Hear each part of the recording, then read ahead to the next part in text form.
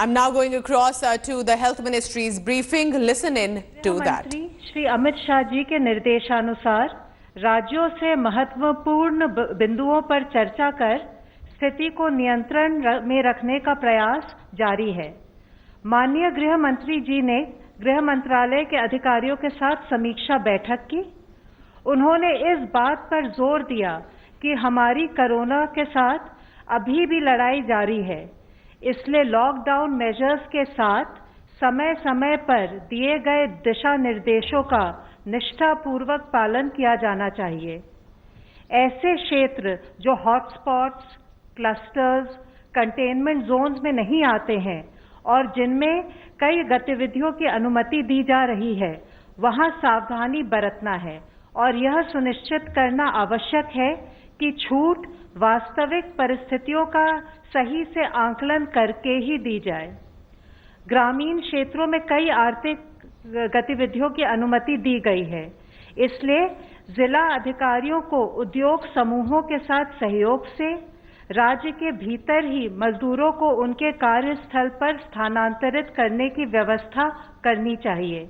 इससे न केवल आर्थिक गतिविधियों को गति मिलेगी, बल्कि मजदूरों को रोजगार के अवसर भी मिलने लगेंगे। इसी प्रकार बड़ी औद्योगिक इकाइयों और औद्योगिक परिसरों के संचालन पर उन्हें विशेष ध्यान देना चाहिए। खासकर ऐसी इकाइयों के संचालन पर ध्यान देना चाहिए जहां मजदूरों को परिसर में ही रखने की व्यवस्था हो। इससे आर्थिक गतिविधियों को गति मिलेगी और मजदूरों को लाभकारी रोजगार प्रदान करने में भी मदद मिलेगी। उद्योगों के साथ कृषि और मनरेगा गतिविधियों के माध्यम से भी मजदूरों को रोजगार देने की संभावनाओं पर कार्य करना होगा। यह भी सुनिश्चित किया जाना चाहिए कि जो हमारे राष्ट्रीय दिशा निर्देश हैं, उनके अनुपालन की निगरानी के लिए ग्रामीण क्षेत्रों में पर्याप्त गश्त की जाए। जिलाधिकारी निगरानी के लिए पुलिस, पंचायत अधिकारियों का, राजस्व अधिकारियों इत्यादि का सहयोग ले सकते हैं। इसी प्रकार वे मजदूर जो राहत शिविरों में रह रहे हैं, उनके लिए उपलब्ध सुविधाओं का, जैसे भोजन की गुणवत्ता आदि पर अधिक ध्यान देना चाहिए। यद्यपि स्थिति चुनौतीपूर्ण है, लेकिन इस प्रकार के मुद्दों को संबोधित किया जा सकता है। राज्यों को यह भी सुनिश्चित करना जरूरी है कि अब जब मेडिकल टीमों के माध्यम से सामुदायिक परीक्षण यानी कि कम्युनिटी टेस्टिंग की जा रही है, तो मेडिकल टीमों को पर्याप्त सुरक्षा देनी चाहिए। इसी प्रकार यदि सामुदायिक परीक्षण के लिए जाने से पहले समुदाय के जिम्मेदार नेताओं को शामिल करके शांति समितियों को सक्रिय किया जाए, तो काम सुचारू रूप से किया जा सकता है। इसी प्रकार के प्रयास से कोविड-19 के परीक्षण, उपचार और अन्य संबंधित पहलुओं के बारे में जो लोगों को जागरूक बनाकर उनमें फैली भ्रांतियों को दूर करना है, उसमें हमें मदद मिलेगी। माननीय गृह मंत्री जी के निर्देशानुसार गृह मंत्रालय ने प्रवासी मजदूरों की राज्य के भीतर आवाजाही के लिए एक SOP आज जारी किया है, जिससे कि वो जो अनुमति प्राप्त आर्थिक गतिविधियां हैं, उसमें रोजगार के लिए सुचारू रूप से जा सके। इस आवाजाही में सोशल डिस्टेंसिंग इत्यादि का सख्ती से पालन किया जाना है। सभी राज्य सरकारों को और केंद्र शासित प्रदेशों को इस SOP के क्रियान्वयन के हेतु निर्देश दिए गए हैं। धन्यवाद। ICMR representative please. हमने अब तक 3,86,791 टेस्ट किए हैं, 3,86,791। उनमें से कल के दिन में 37,173 यानी 37,173 टेस्ट हुए। उन टेस्टों में से 29,287 टेस्ट, अब ये लैब की संख्या हर रोज तो बढ़ते जा रही है, 194 लैब्स ICMR नेटवर्क में हैं, उनमें हुए। 7,886 ये प्राइवेट सेक्टर में कल काफी ज्यादा टेस्टिंग में इम्प्रूवमेंट हुआ है, 82 लैब्स में हुआ है। Health ministry representative please. अब तक 2,231 people they have been cured, and which takes our percentage of people who are cured is to 14.19%.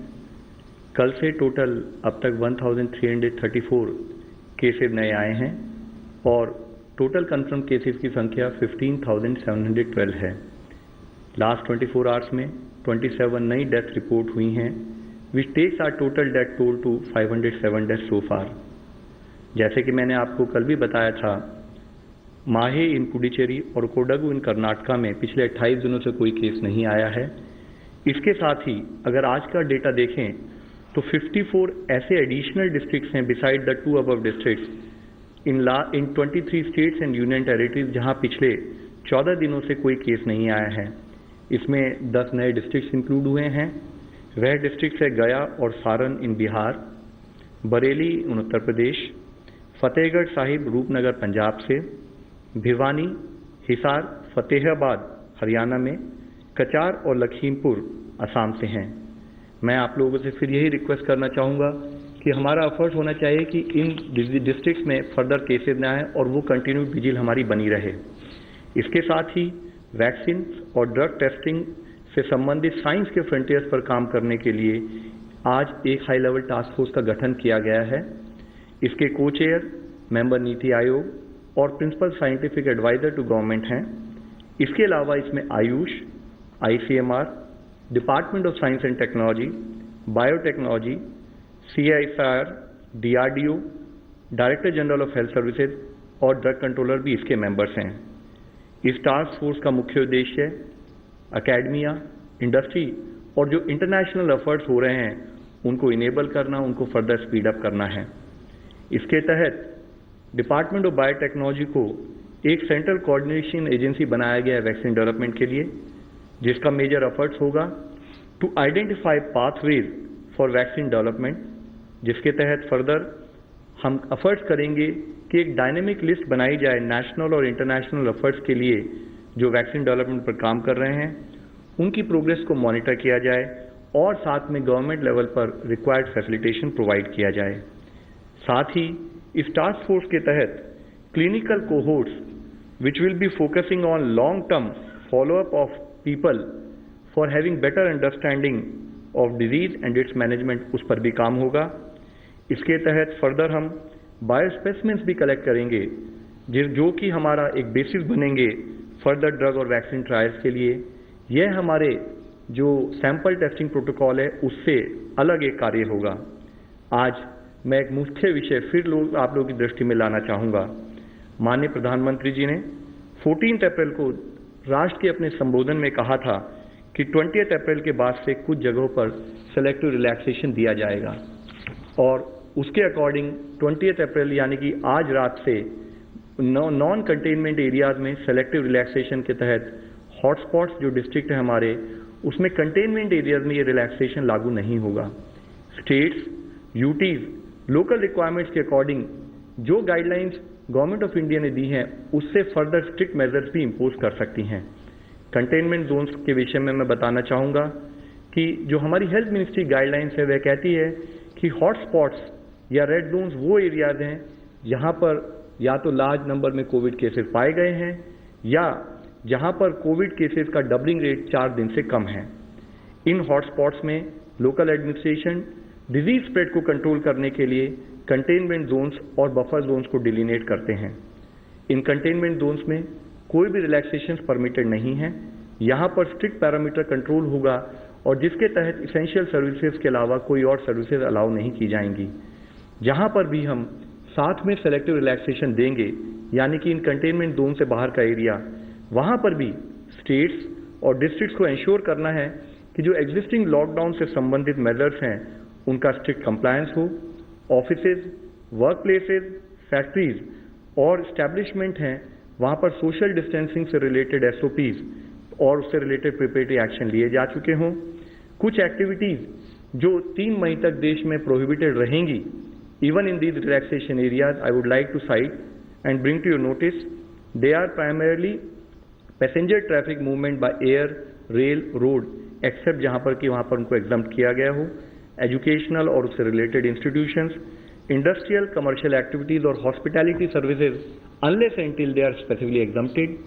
साथ ही cinema halls, malls, shopping complexes, entertainment parks etcetera, social, political, cultural, religious, entertainment और academic और साथ में sports gathering भी ये उस समय पर प्रोहिबिटेड रहेंगे 3 मई तक। रिलीजियस प्लेसेस और प्लेसेस ऑफ वर्शिप और रिलीजियस कॉन्ग्रीगेशंस भी हमने रिक्वेस्ट की है कि वह जो हैं प्रोहिबिटेड रहें। Taxis including autos and cycle rickshaws और कैब एग्रीगेटर्स भी प्रोहिबिटेड कैटेगरी में आते हैं। हमने कुछ एक्टिविटीज़ को रिलैक्सेशन दी है और जिसका बेसिक पर्पज़ है कि एग्रीकल्चर और रिलेटेड एक्टिविटीज़ फुली फंक्शनल हों, देश की रूरल इकॉनमी फंक्शन कर सके, डेली वेज अर्नर्स और बाकी लोगों के लिए एम्प्लॉयमेंट अपॉर्चुनिटीज़ को मॉनिटर किया जा सके, हेल्थ सर्विसेज फंक्शनल रहें, supply chain of essential goods बनी रहे। हमारा एफर्ट है कि हम धीरे धीरे नॉर्मलसी को रिस्टोर करें ताकि यह इंश्योर किया जा सके कि जान भी है, जहान भी है। लेकिन हमें सतर्क रहना होगा कि हम किसी भी तरीके से इसमें फेल ना हों। कोविड-19 के कंटेनमेंट से रिलेटेड हमारे एफर्ट्स में एक दूसरा चैलेंज है कि जब हम रिस्टोर कर रहे हैं सर्विसेज को तो हमसे कोई गलती ना हो। मैं पुनः दोहराना चाहूँगा कि हम सबको मिलकर लड़ने वाली लड़ाई है, इसमें हम सब एक साथ शामिल हैं। हम सभी को रिक्वायर्ड प्रिकॉशन लेने की ज़रूरत है। इसके लिए सोशल डिस्टेंसिंग का हर तरह से पालन हो। जहाँ रिलैक्सेशन दिया गया है वहाँ 100% ये एफर्ट होना है कि वो सिचुएशन को मेंटेन रखें, केसेस को बढ़ने ना दें। आप सब लोगों की नॉलेज में है कि जो रेड जोन और कंटेनमेंट जोन का जो ये क्राइटेरिया है, ये एक रोलिंग क्राइटेरिया है और अगर इन जगह पर भी केसेस आए तो उनको रेड जोन और कंटेनमेंट जोन का पार्ट बनाया जा सकता है। जो कंटेनमेंट जोन्स हैं वहाँ पर स्ट्रिक्ट लॉकडाउन मेजर जो हम इम्प्लीमेंट करेंगे उनके द्वारा हम एक्सपेक्ट करते हैं कि सबके कॉपरेशन से नॉर्मल से रिस्टोर की जा सकती है। रिलैक्सेशन एरियाज जैसे मैंने पहले भी आपको बताया है वहाँ पर भी सोशल डिस्टेंसिंग के सभी SOPs का पालन करना चाहिए, इंश्योर करना चाहिए कि हम रिक्वायर्ड SOPs को फॉलोअप करें। साथ ही एक तरफ जब हम सोशल डिस्टेंसिंग लॉकडाउन की बात कर रहे हैं, दूसरी तरफ हॉस्पिटल इंफ्रास्ट्रक्चर क्रिएशन पर भी हमारा उतना ही एफर्ट है, जिसके तहत अब देश में डेडिकेटेड हॉस्पिटल 755 बनाए जा चुके हैं। डेडिकेटेड हेल्थ केयर सेंटर 1389 बनाए जा चुके हैं, which takes to the total dedicated facilities where severe or critical patients can be treated to 2144। इसी संबंध में किए एफर्ट्स के तहत मैं आप लोगों की दृष्टि में लाना चाहूँगा कि कैसे कर्नाटका में विक्टोरिया हॉस्पिटल को एक डेडिकेटेड हॉस्पिटल के रूप में कन्वर्ट किया गया है।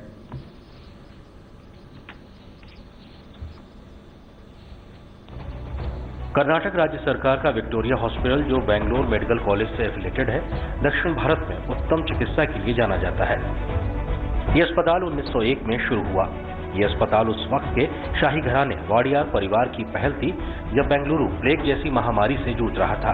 यह अस्पताल उस वक्त लोगों की जान बचाने में कामयाब रहा और अब जैसे इतिहास खुद को दोहरा रहा हो। यह अस्पताल कोविड-19 के इलाज के लिए चिन्हित किया गया है। इस अस्पताल में विशेष इलाज के लिए अलग शाखाएं हैं और यहाँ का इमरजेंसी और ट्रॉमा सेंटर कोविड-19 वार्ड में तब्दील कर दिया गया है। इस वार्ड में 500 से अधिक बेड्स अत्याधुनिक सुविधाओं से लैस हैं। विक्टोरिया अस्पताल के कोरोना वॉरियर्स यहाँ की डीन डॉक्टर CR जयंती और उनकी टास्क फोर्स जो दिन रात यहाँ कोरोना के खिलाफ मैदान संभाले हुए है। First and foremost, we formed a COVID task force team and set up various committees to look out all the logistic details. And most importantly, we started with the sensitization programs for our healthcare professionals. These sensitization programs include donning and doffing of the personal protective equipment, which is the most important part to keep them safe. Number 2, we discuss the treatment protocols, and number 3, we also discuss the ICU treatment protocols. इस अस्पताल के corona ward में beds के साथ ventilators और oxygen की पूरी व्यवस्था है। जैसे ही इस वार्ड को कर्नाटक सरकार ने कोविड वार्ड घोषित किया, यहाँ के मेडिकल स्टाफ, डॉक्टर्स और अन्य मेडिकल कर्मचारियों को विशेष ट्रेनिंग दी गई। उन्हें PPE के इस्तेमाल, कोरोना मरीज के सर्वेलेंस और डिजिटल टेक्नोलॉजी के जरिए ट्रेनिंग भी दी गई। अस्पताल के एफिलेटेड कॉलेज में एक कंट्रोल रूम बनाया गया है। यहाँ से सीधा अस्पताल में कोविड वार्ड के मरीजों पर नजर रखी जा सकती है। डॉक्टर्स की एक टीम इस कंट्रोल रूम में कोविड वार्ड पर नजर रखती है और मरीजों से बातचीत भी करती है। This is the main war room, what we call it is war room. So we'll be coordinating with the doctors who are working inside the zone. I mean where the patients are. So we'll not be going there. 1 week, one shift of doctors will go there. They will stay there in a separate building. They will not come out for that 1 week. And we can also do video conferencing with the doctors inside. So any senior staff can come here, do video rounds and any psychiatry counseling for the patients if patient gets agitated, depressed during the course of 2 weeks can be counseled from here itself. अस्पताल में कोविड-19 से पीड़ित मरीजों को अलग अलग zone में रखा जा रहा है और उनकी जरूरत के मुताबिक उन्हें अलग श्रेणी में बांटा गया है। वायरस पीड़ित मरीजों से कम एक्सपोजर हो इसलिए विशेष इंक्यूबेटर बनाए गए हैं ताकि डॉक्टर संक्रमित न हो। इसके अलावा इन वार्ड्स में रोबोटिक टेक्नोलॉजी के इस्तेमाल से मरीज को दवा और खाना पहुंचाने की तैयारी हो रही है। अस्पताल में मौजूद लैब भी पूरी तरीके से अत्याधुनिक सुविधाओं से तैयार की गई है। हालांकि बेंगलुरु हॉटस्पॉट घोषित होने के चलते इस अस्पताल में शहर के अलग अलग हिस्सों से आए मरीज यहाँ इलाज करवा रहे हैं, लेकिन विक्टोरिया अस्पताल राज्य के दूसरे जिलों को भी मेडिकल सपोर्ट उपलब्ध करा रहा है। ऐसे में विक्टोरिया अस्पताल देश भर में कोविड-19 के खिलाफ चल रहे युद्ध में अपना योगदान दर्ज कर कई जिंदगियां बचाने के प्रयास में एक अहम भूमिका निभा रहा है। हमने इससे पहले भी आप सबसे कहा है कि मास्क और फेस कवर का यूज एक बैरियर के रूप में काम करेगा, पर्टिकुलरली जहां डेंसिटी ऑफ पॉपुलेशन ज़्यादा है और साथ में जब हम लोगों से इंटरेक्ट करते हैं। यह बैरियर हमें एक एडिशनल प्रोटेक्शन देता है। इससे रिलेटेड गाइडलाइंस बोथ मास्क और फेस कवर के लिए ऑलरेडी इशू की जा चुकी हैं। गृह मंत्रालय की जो डायरेक्शन है उसमें भी कहा गया है कि wearing of face cover is compulsory in all public and work places. इस संबंध में माननीय प्रधानमंत्री जी और उनकी अपील के तहत हमारे देश के क्रिकेटर की एक अपील भी मैं आप लोगों की दृष्टि में लाना चाहूँगा।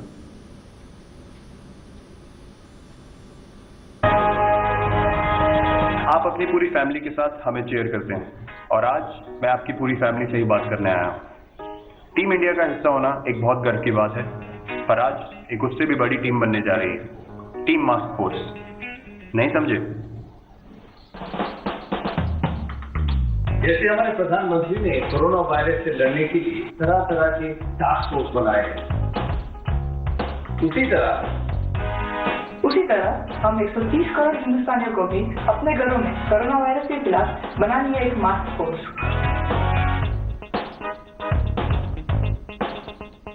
मास्क फोर्स का हिस्सा बनना बहुत ही आसान है। बस घर बैठे बैठे अपने लिए एक मास्क बनाइए, जैसे मैंने ये बनाया है। फर्जी आपका मास्क कहाँ है? ये देख, मैंने ये बनाया है। ये है मेरा मास्क। और घर के बाहर इस मास्क को हमेशा पहनना है।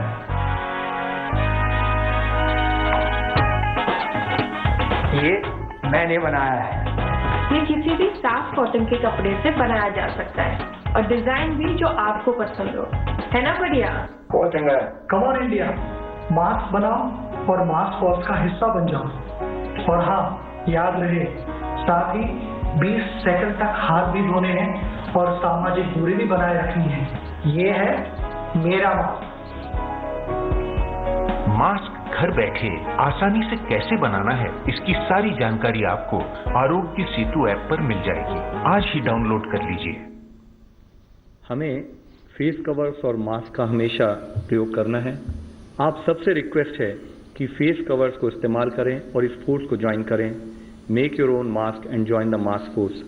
आज ज़रूरत है कि हम सब लोगों को एफर्ट्स करने हैं कि जो भी हमारे जिले रेड जोन के अंदर आते हैं उनको नेक्स्ट 14 दिन तक वहाँ केसेस ना आए। एफर्ट्स ऐसे हों कि उसको हम ऑरेंज जोन में कन्वर्ट करें और नेक्स्ट 28 दिन तक वहाँ कोई केस ना आए और उसके तहत हम उसको ग्रीन जोन में कन्वर्ट करें। इस एफर्ट में हम सब लोगों को मिलकर काम करना है। धन्यवाद।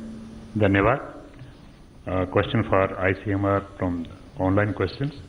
Scientists at Oxford University have claimed that ChAdOx1 vaccine can work against the coronavirus. What is ICMR take on this?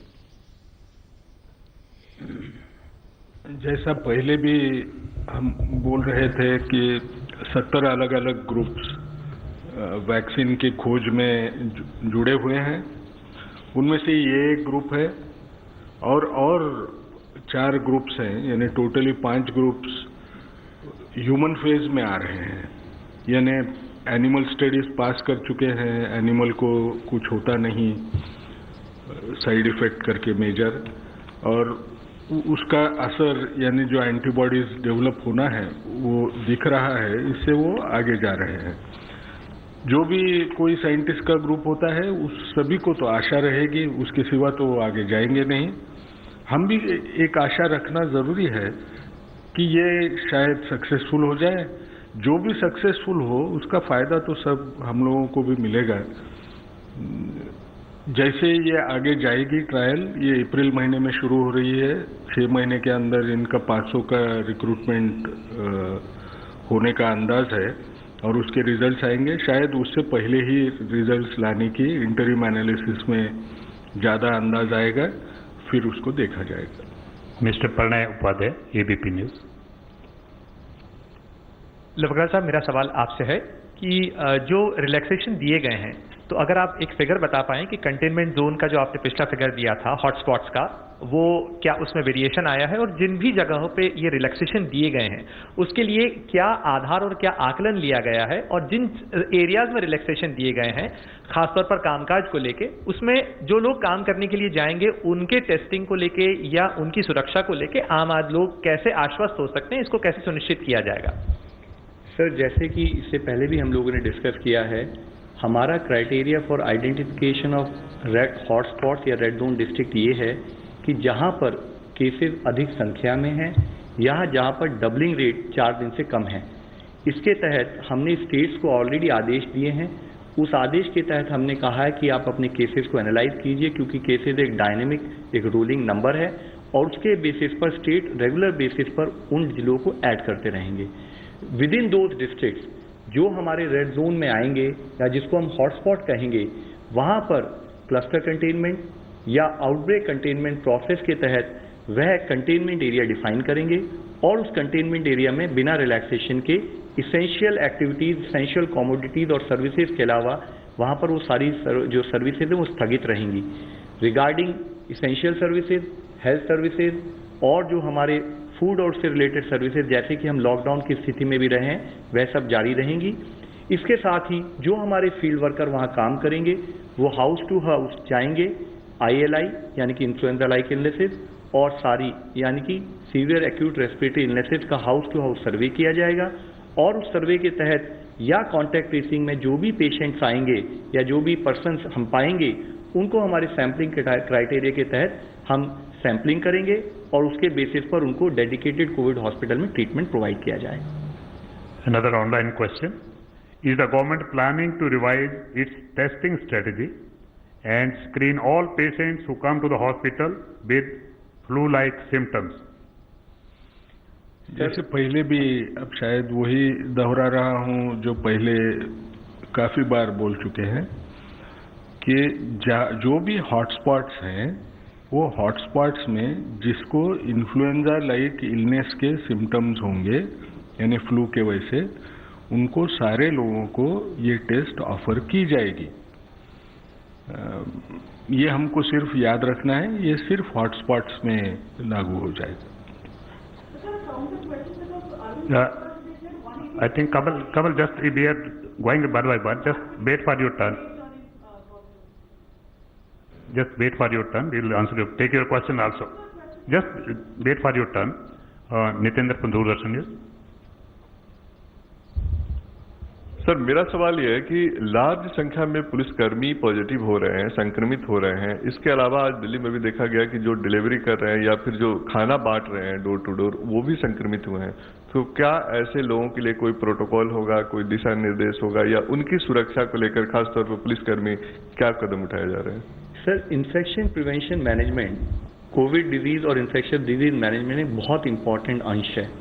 जैसे आपने आज भी पूछा है और इससे पहले भी हम लोग आप लोगों की दृष्टि में लाते रहे हैं, हमारे लिए जरूरी है कि जो भी फील्ड वर्कर है उसको फील्ड टाइप पर प्रॉपरली ओरिएंट किया जाए और उस ओरिएंटेशन के तहत उन्हें काम करना चाहिए। कई बार अगर हम आइदर ओवर कॉन्फिडेंस और लैक ऑफ अंडरस्टैंडिंग और या किसी कारणवश की मुझे नहीं होगा उस मोड में काम करते हैं तो डेफिनेटली ये स्कोप हो सकता है कि वह पर्सन इन्फेक्ट हो सके। साथ ही required precautionary material in terms of कि किस टाइप का उसको प्रिकॉशनरी प्रोटेक्शन लेनी है, चाहे वो खाली N95 मास्क हो या N95 मास्क और ग्लव्स हो या N95 मास्क ग्लव्स के साथ साथ कवर ऑल भी हो। तो जो प्रोटोकॉल है वो फॉलो करेंगे तो इन्फेक्शन नहीं फैलेगा, किसी को नहीं होगा। मैं आपके द्वारा फिर से अपील करना चाहता हूं जो हमारे फील्ड कर्मी जो आज योद्धा के रूप में हमें सपोर्ट दे रहे हैं कि काइंडली आप सारी गाइडलाइंस को फॉलो करें। Mister Sahil ANI। Sir, I'm Sahil Pandey from ENI News Agency. My question is that many of the asymptomatic patients are coming up who are detected as COVID positive. How big is this challenge for the government and how we are going to tackle this? Sir, asymptomatic people actually coming out positive is not a very big percentage. That is what the historical data across the world has shown us. So what is important for us, however, is to be aware of this challenge, and we need to ensure that even asymptomatic people, if they are high-risk people, that is part of our sampling criteria. We sort of monitor them, do testing for them and coordinate with them. Similarly, for asymptomatic people who are contacts, it is always advised that they should either remain in home quarantine, or if they are high-risk people, they should go for a facility quarantine so that effective monitoring for them also can take place. Mr. Prashant Sharma, Hindustan Samachar. Hi everyone, Preeti Chaudhary here. Hope you like this video. For latest news and analysis, like and subscribe to the India Today YouTube channel. And don't forget to press the bell icon to stay updated. Thank you for watching.